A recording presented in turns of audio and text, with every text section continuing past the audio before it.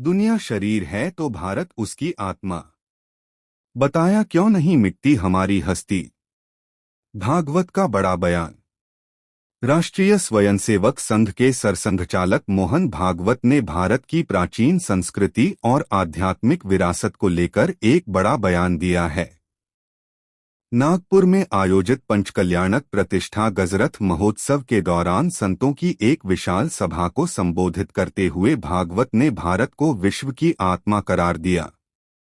मोहन भागवत ने इतिहास का हवाला देते हुए कहा कि दुनिया की कई महान सभ्यताएं समय के साथ इतिहास के पन्नों में दफन हो गईं, लेकिन भारत आज भी अपने पूरे गौरव के साथ खड़ा है। उन्होंने कहा, यह अक्सर कहा जाता है कि यूनान, मिस्र और रोम की प्राचीन सभ्यताएं दुनिया से मिट गईं, लेकिन हमारे अस्तित्व में कुछ तो विशेष बात है कि यह कभी नहीं मिटा। यह विशेष बात वह आध्यात्मिक ज्ञान है जो हमें हमारे संतों और महात्माओं के माध्यम से विरासत में मिला है। भौतिकवाद के तूफानों के बीच ढाल है आध्यात्म। दुनिया के वर्तमान हालातों पर चिंता व्यक्त करते हुए भागवत ने कहा कि आज पूरी दुनिया भौतिकवाद और उपभोक्तावाद की अंधी दौड़ में शामिल है।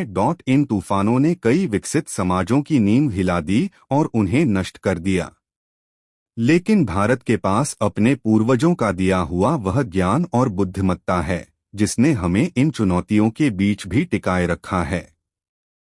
विश्व का मार्गदर्शक बनेगा भारत।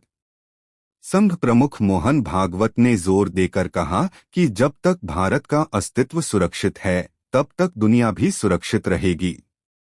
उन्होंने एक रूपक का उपयोग करते हुए कहा कि यदि दुनिया एक शरीर है तो भारत उसकी आत्मा है।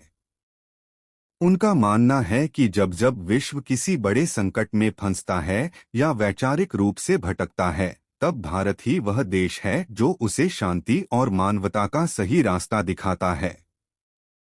अंत में आरएसएस प्रमुख मोहन भागवत संतों की भूमिका की सराहना करते हुए कहा कि आध्यात्मिक ज्ञान को जनवरी से जनवरी तक पहुंचाना और देश की इस समृद्ध परंपरा को जीवित रखना संतों का ही पुरुषार्थ है।